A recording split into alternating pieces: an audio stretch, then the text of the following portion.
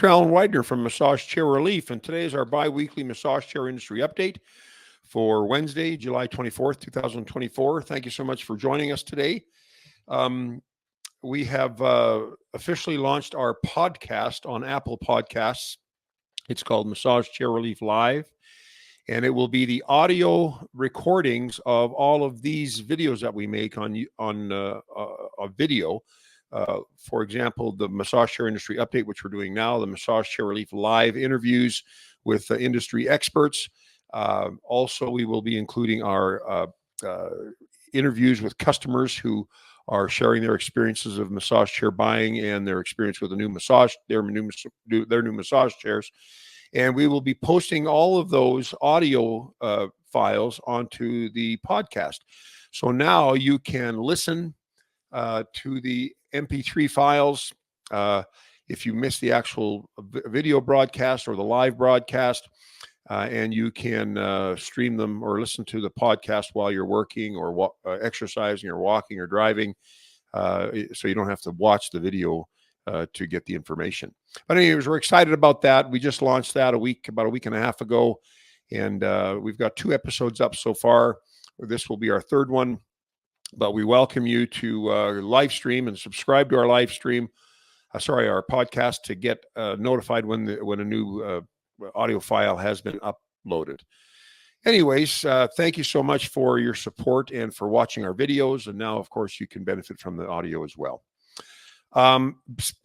Speaking of Massage Chair Relief Live, tomorrow our guest is Dr. Michael Olpin. And I've mentioned Dr. Olpin in the past since him and I have worked together a bit in the past, and he is the author of the only published massage chair articles, and they are based on his database of well over 4,000 customers or clients or patients or whatever you want to call them at his stress relief center at Weber State University. He's a professor there of health promotion at Weber State. He has a PhD, and his expertise is in stress management and wellness. He's the author of a book called Stress Management for Life, a number of books, but that's what the primary book he wrote, which is used as a college textbook in universities across Canada and the U.S. But Michael's a very, very sharp guy, very well spoken, and he's got a ton of information and programs that help not just dealing with stress, but preventing stress and managing stress more effectively, more efficiently. And of course, they use massage chairs in their stress relief center. And we will broach the subject of massage chairs and stress relief. But we invite you to participate tomorrow. You can see the live stream on our YouTube channel, which is youtube.com/massagechairrelief. Our Facebook page, which is facebook.com/massage.chair.relief, on our X account, formerly known as Twitter, x.com/massagechairs. And you can also watch it on our homepage of our website, which is massage-chair-relief.com. We will be broadcasting it there above the fold. So as soon as you get on the homepage, you'll see the broadcast on the right-hand side of the main banner. But the difference between that broadcast and 3 other media is that you cannot leave comments or ask questions on the website version. So if you just want to go and listen and watch, you can do that on all 4. If you want to be able to ask questions, you gotta or make comments, you've got to do it through YouTube, Facebook, or X, Twitter. Anyways, that's good information, and it'll be a good broadcast, good information from Michael tomorrow. And we welcome you to attend.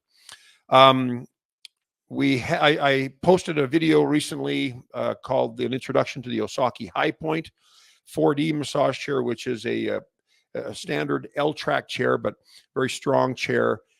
We received that chair in our showroom some time ago, and we made some videos about it. And the first video that we posted was the introduction to that video. So if you want to learn a little bit more about the Osaki High Point 4D, you can do that. You can check that out on our YouTube channel. Our YouTube channel, as I've mentioned before, is youtube.com/massagechairrelief. Also, the d.core I talked about this as well. I've talked about this as well. The introduction to the d.core 2 model.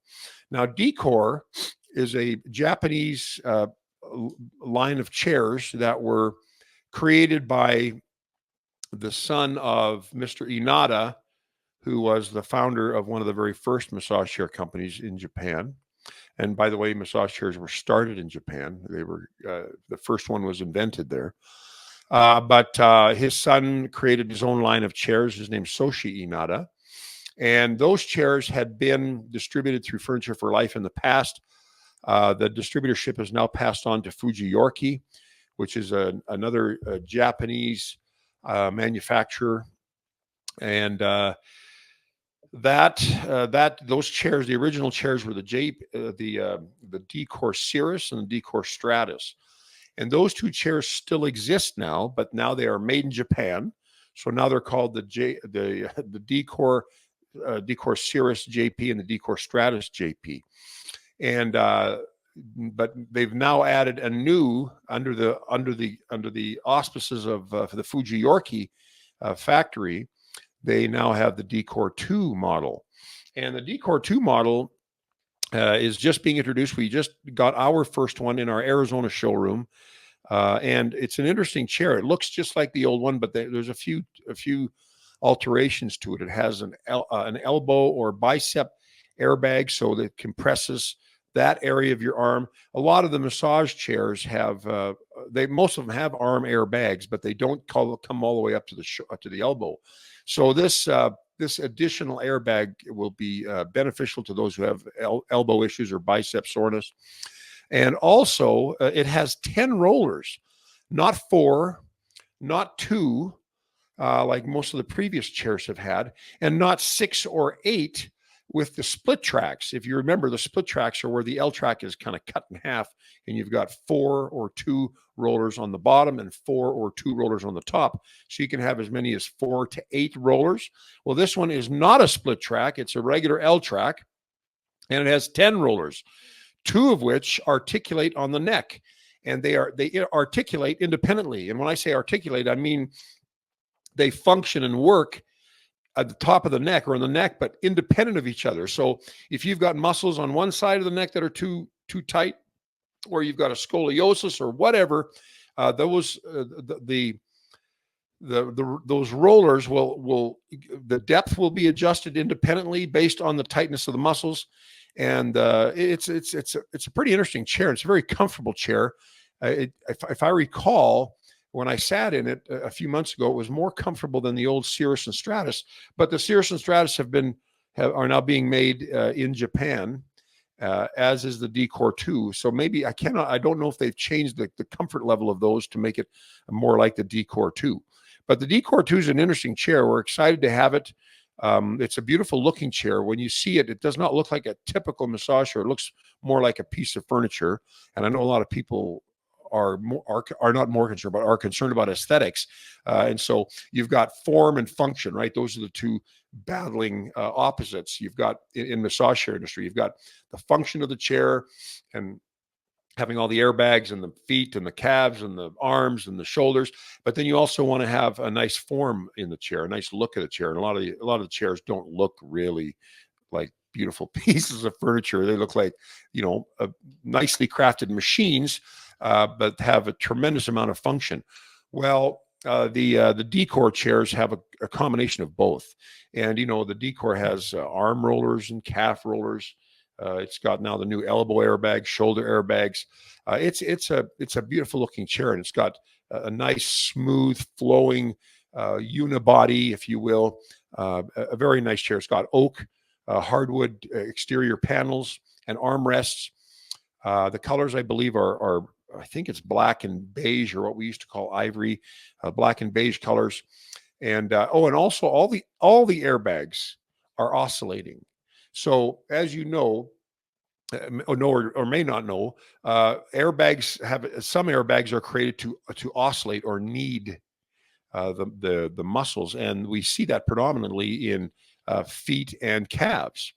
Well, now, and in arms we have sequential airbags. So there's like 3 cells in an airbag, and they work sequentially. So it feels like something's moving up and down your arm in to help blood flow and lymph flow. Well, all of the airbags in the whether they're in the waist or the back or the shoulders, they all need or oscillate. So that's an interesting feature. We've not seen that before. So it's an interesting use of the airbags to add, not just do compression, which is what an airbag is typically known for, but also to oscillate and knead and massage it. So that is an interesting feature. And of course, as I told you, it's made in Japan. Japanese chairs have traditionally been known as better made chairs, like the Panasonic, like the Sinka chairs and Fujiorki chairs. But they have, if anything, they've been lacking in some of the innovation. Like we never saw an L-track Japanese made chair, like a truly Japanese made chair until now. There are chairs in our industry that they are said to be made in Japan, but the products are made in the components are made in China predominantly, and then exported to Japan where they're assembled, tested, and programmed. Well, now we've got these chairs that are actually made in Japan, and the majority of the chairs built there. So they're going to be more expensive. Like, for example, the d.core 2 is $14,999. The Cerritos JP is $12,999. And the Stratus 2 or JP is $11,499. And I think the primary differences between the Stratus and the Cerritos, if I remember correctly, we just introduced those back to our website after, as a year ago, FFL kind of changed their business model and we weren't allowed to carry their models. Well, now things have changed. We're starting to carry the Panasonic, the Positive Postures again, the Katana. And since the d.core distributorship was transferred over to Fujiorki, now we are welcome to carry those chairs again. And those chairs are all made in Japan, and they're a little bit more pricey now because of the Japanese manufacturing, but you can bet that they're going to be good quality chairs. And they've got arm rollers and calf rollers. We don't see that in other Japanese chairs for the most part, from what I remember anyways. So now they've got some innovation, or they're at least catching up with the innovation in previous innovations from the Chinese factories, and now they're Japanese designed and engineered. So anyways, and those chairs will be a good quality chair and a good looking chair. So check them out if you can. All right. I mentioned a couple of weeks ago in our industry update that we have a customer, Clayton, who has an Oco M8 midnight color that's still in the box. It was a replacement chair for one that he had, and he's not opened it. He's selling it now, and it's still in the original box, unopened, still strapped up. And I think those chairs now retail for $10,999. He's got this one for $69.99. And his phone number, if you want to give him a call, is 253-391-3169. That's 253-391-3169. His name's Clayton, and very, very nice fellow.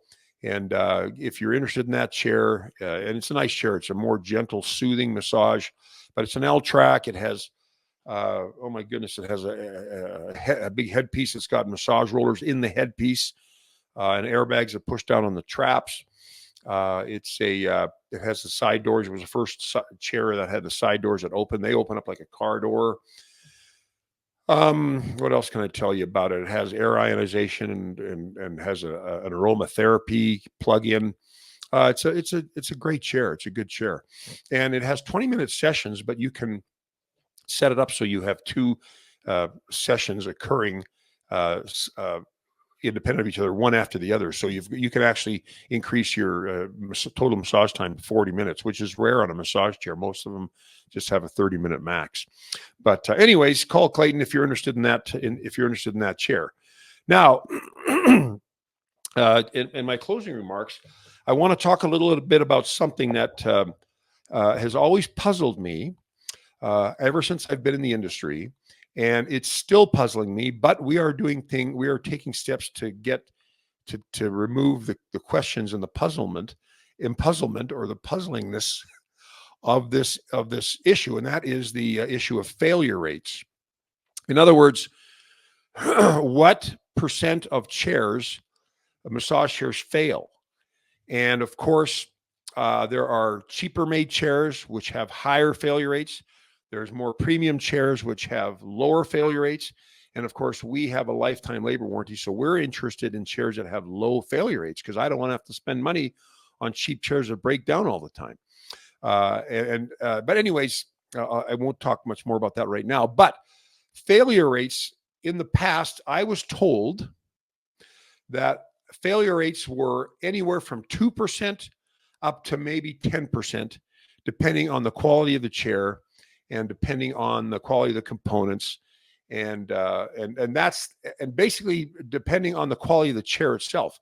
I don't think it took into consideration how hard the chair was used, how many people were using the chair, how heavy the person was that was using the chair, if they had pets, and like we had one or two chairs. We have the experience of where mice were setting up nests inside the guts of the chair, and it was affecting the function of the chair. But anyways, the failure rate is the percentage of breakdowns of the chair offering as a whole. So let's say you've got a chair that has and this is based on my previous understanding. You have a chair that is a premium chair that has we used to hear a 2 to 3% failure rate. That means that 2 to 3% of the chairs that were sold had a problem. Now, is that a problem during the warranty phase? Is it a problem for the lifetime of the chair? Is that 2% of the 2% of the chair, or 2 to 5% of the chair, for as long as the chair is just sitting in your room and never being used? So these are all questions that we have struggled with, because we have heard that premium chair failure rates can be anywhere from 2 to 3, maybe 5%. The lesser chairs, like maybe the mid-range chairs, you're looking at maybe 5 to 10% of them will break down. And with the cheap chairs in the market that are made in cheap factories with poor quality control, and you'll see those all over social media. Those ones might have as high as 25% failure rate, which means 25% of the chairs fail. Again, we don't know if that is a failure rate. We don't even know if those numbers are correct. Those are the numbers that we were given by various and sundry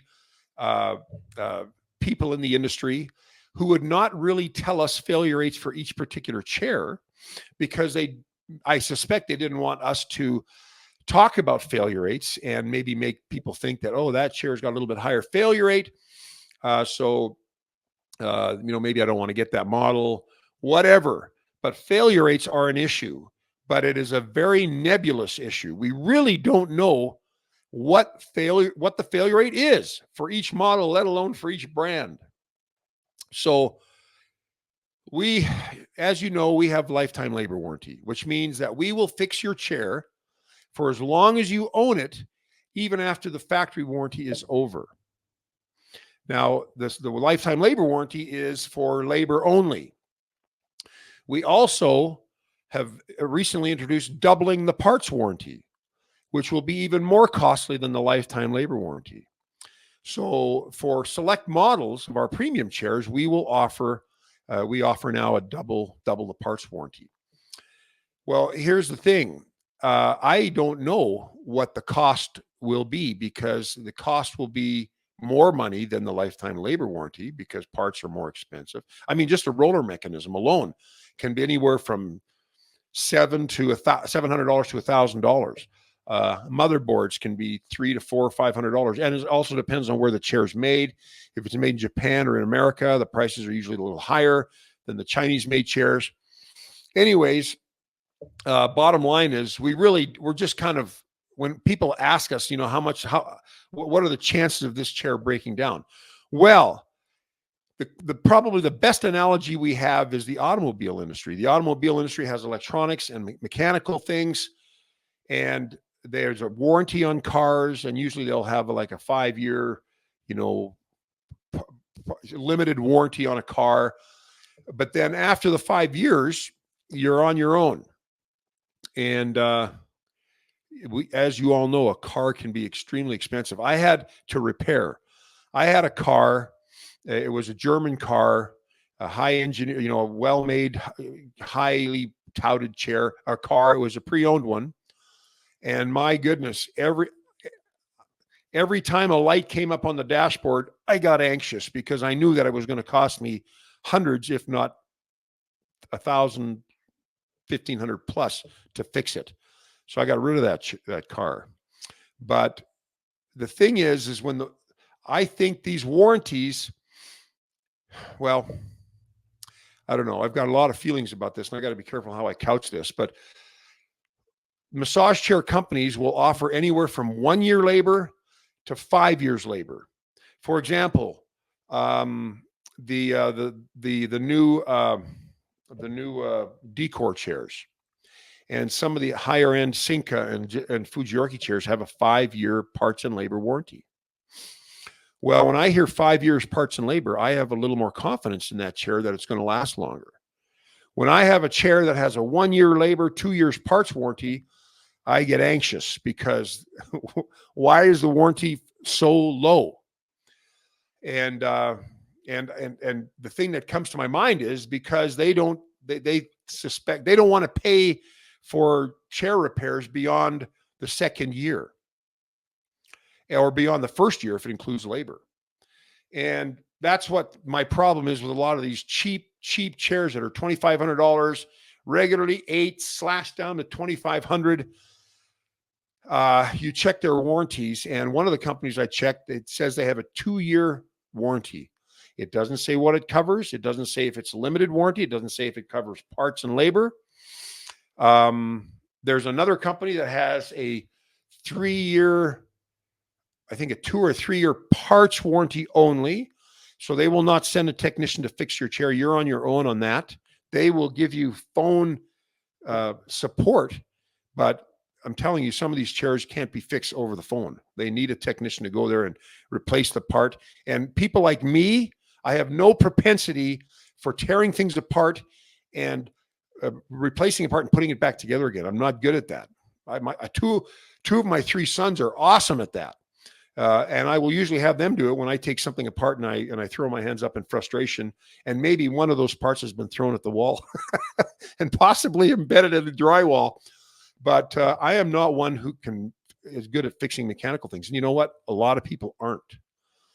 So you're going to have to pay for a technician to come and do the repair. And that'll cost you anywhere from $250 to $450, depending on the model, depending on where you're at in the country, and et cetera, et cetera. Anyways, there's a whole thing we're talking about here, a big topic. And I'm kind of like, it's a big iceberg, and I'm just scratching the surface of what you're seeing above the ocean water line. Below, it's huge. And that's what I'm kind of touching on the huge stuff. So anyways, these failure rates are a little bit deceiving, and it's a little bit befuddling that some companies that claim to have premium chairs do not offer a longer warranty. And that is one of the issues. And that's one of the reasons why we started the lifetime labor warranty. And I'll tell you exactly why I started. I started about 10 years ago, and I thought of my mother. My mother is an elderly German woman. She's 92 now, but when we started this, she was around in her early 80s.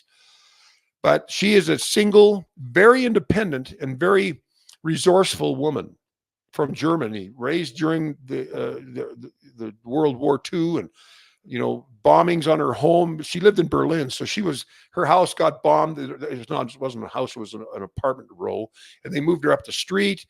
They had no food. My grandmother boiled grass for them, and they had to walk quite a distance to get water from a well because nothing was working. The infrastructure was totally damaged.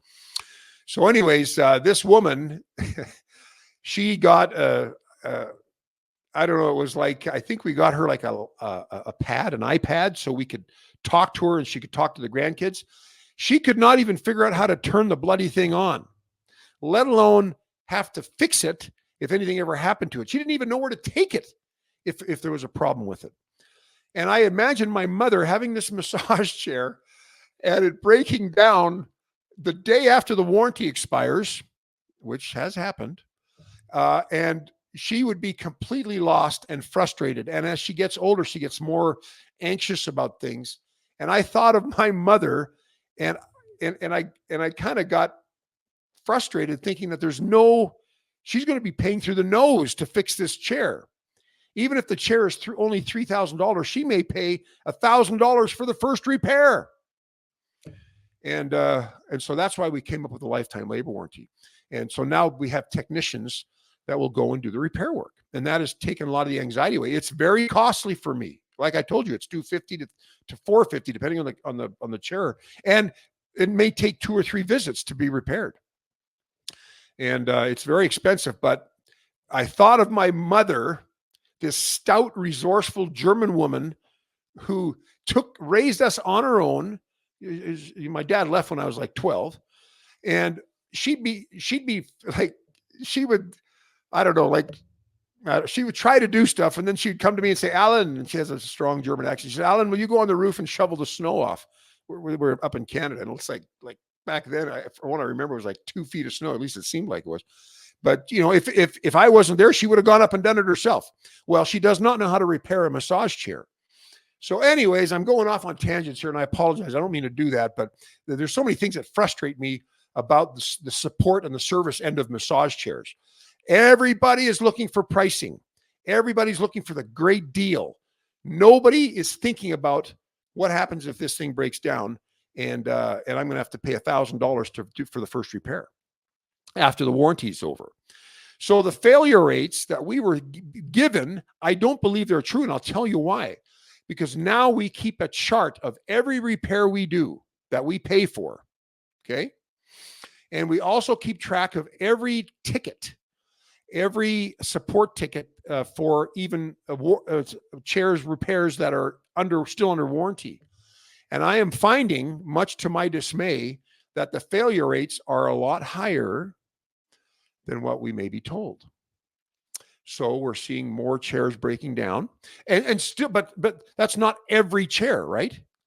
But we are seeing a higher percentage. It's not 2% on the premium chairs. No way.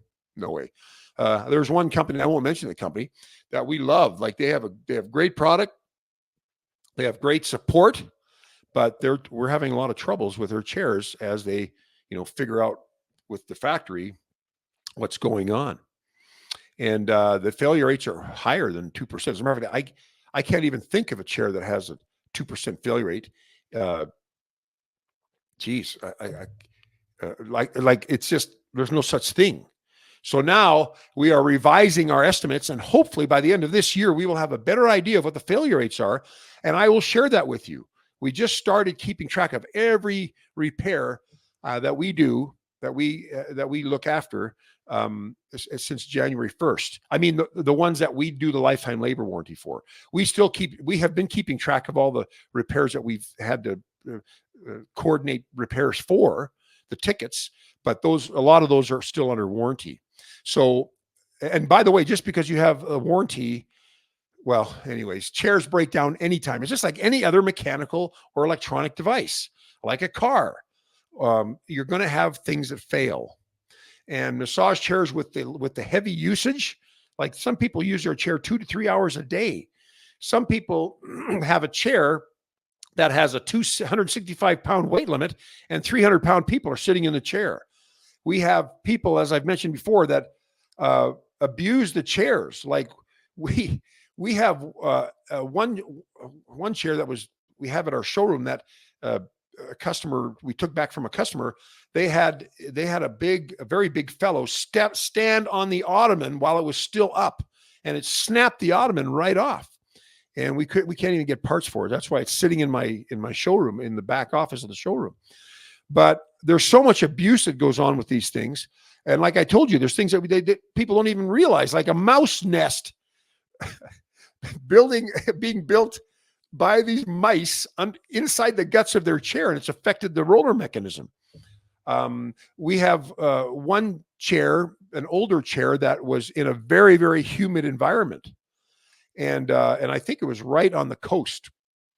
And this old chair did not have, it was before they created more encased components.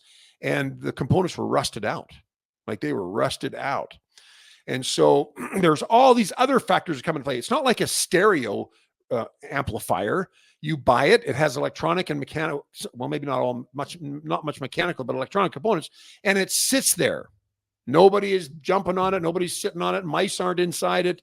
The humidity isn't affecting it. And you don't have 300-pound people sitting on it. And those things, they don't have as much abuse. And so they tend to last a little longer than something that is used by a human, like actively every day. So when it comes to failure rates, they're higher than we thought.